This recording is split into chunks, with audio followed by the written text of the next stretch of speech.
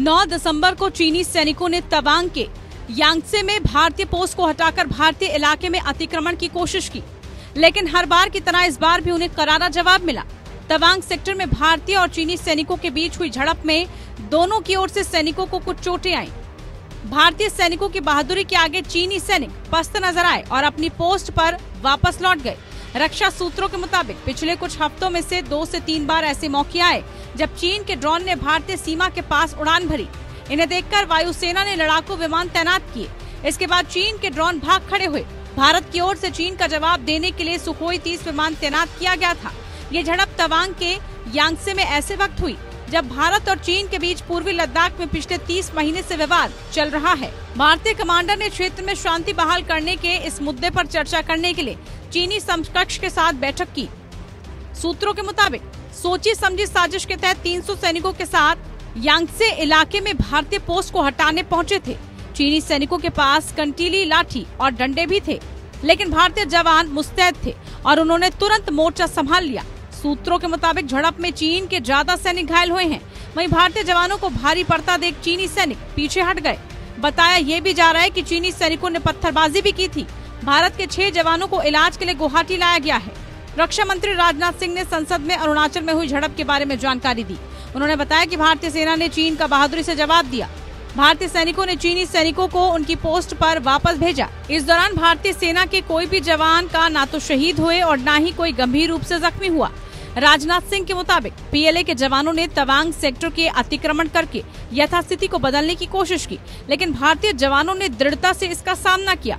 इस दौरान हाथापाई भी हुई। चीनी सैनिकों की ओर से पत्थरबाजी भी की गई, लेकिन भारतीय सैनिकों ने मुंहतोड़ जवाब दिया और भारतीय सेना ने चीनी सैनिकों को अतिक्रमण करने से रोका और उन्हें उनकी पोस्ट में वापस भेज दिया। राजनाथ सिंह ने कहा कि इस मुद्दे को चीनी राजनयिकों के सामने भी उठाया गया। 9 दिसंबर 2022 को पीएलए ट्रुप्स ने तवांग सेक्टर के यांगत्से एरिया में लाइन ऑफ एक्चुअल कंट्रोल पर अतिक्रमण कर स्टेटस को एक तरफा बदलने का प्रयास किया। चाइना के इस प्रयास का हमारी सेना ने दृढ़ता के साथ सामना किया है। अध्यक्ष महोदय, पीएलए को हमारी टेरिटरी में अतिक्रमण करने से रोका और उन्हें उनकी पोस्ट पर वापस जाने के लिए मजबूर कर दिया। अध्यक्ष महोदय, इस झड़प में दोनों ओर के कुछ सैनिकों को चोटें भी आई हैं और मैं इस सदन को अवगत कराना चाहता हूं कि हमारे किसी भी सैनिक की न तो मृत्यु हुई है और न ही कोई गंभीर रूप से घायल हुआ है। 11 दिसंबर 2022 को अपने चाइनीज काउंटर पार्ट के साथ स्थापित व्यवस्था के तहत एक फ्लैग मीटिंग की और इस घटना पर चर्चा की। चीनी पक्ष को इस तरह के एक्शन के लिए मना किया गया और सीमा पर शांति बनाए रखने के लिए कहा गया। इस मुद्दे को चीनी पक्ष के साथ कूटनीतिक स्तर पर भी उठाया गया है कि हमारी सेनाएं हमारी भौमिक अखंडता को सुरक्षित रखने के लिए पूरी तरह से प्रतिबद्ध हैं और इसके खिलाफ किसी भी प्रयास को रोकने के लिए सदैव तत्पर है हमारी भारत की सेना। वहीं कांग्रेस अध्यक्ष मल्लिकार्जुन खड़गे ने संसद में कहा कि रक्षा मंत्री ने सिर्फ बयान पढ़ा और चले गए। वो किसी चर्चा या स्पष्टीकरण के लिए तैयार नहीं थे। क्लैरिफिकेशन है। अरे अपना स्टेटमेंट पढ़ा चले गए। क्लैरिफिकेशन तो हम पूछ रहे थे, क्लैरिफिकेशन के लिए वो तैयार नहीं थे। पहले तो हम चर्चा पूछे, चर्चा को भी तैयार नहीं। इसका मतलब डेमोक्रेसी में जो कुछ भी चीजें होती हैं वो चर्चा से ही सॉल्व होती है और हम वो जो चर्चा करके बताना चाहते हैं या कुछ स्टेटमेंट देके हम उसमें क्या कमियां हैं और हमारे पास जो इन्फॉर्मेशन है वो शेयर करना चाहते थे, लेकिन उन्होंने छोड़ दिया। No, listen, as far as the December 9th incident is concerned, there are no two opinions about it. The army has acquitted itself remarkably well, and I believe that all of us show tremendous support for the army. I issued a statement as soon as the news broke yesterday. I'm with the army. I think the whole country is with the army. The Congress party is with the army.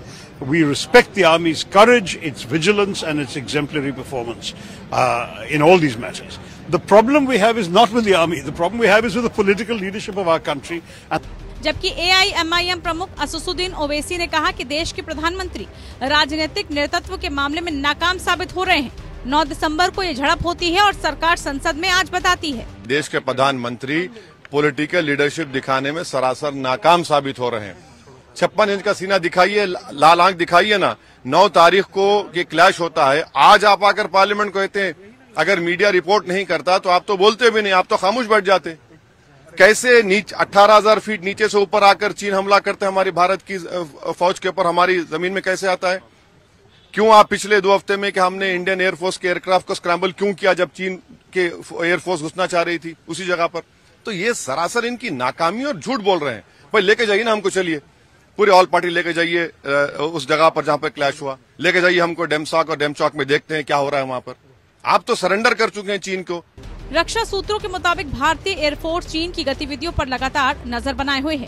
भारतीय सेना हमेशा किसी भी कार्रवाई के लिए तैयार है, क्योंकि ड्रोन या किसी भी विमान को हवाई क्षेत्र का उल्लंघन करने की अनुमति नहीं दी जा सकती। रक्षा सूत्रों के मुताबिक अगर ड्रोन LAC के समांतर उड़ते हैं तो भारतीय सेना को कोई आपत्ति नहीं है, लेकिन अगर राडार में ये ड्रोन भारत की सीमा की ओर उड़ते दिखाई देते हैं तो किसी भी उल्लंघन को रोकने के लिए जरूरी कदम उठाए जाएंगे। नॉर्थ ईस्ट में भारतीय एयरफोर्स की मजबूत उपस्थिति है। असम में तेजपुर और छबुआ समेत कई स्थानों पर Su-30 लड़ाकू जेट विमानों के स्क्वाड्रन मौजूद हैं।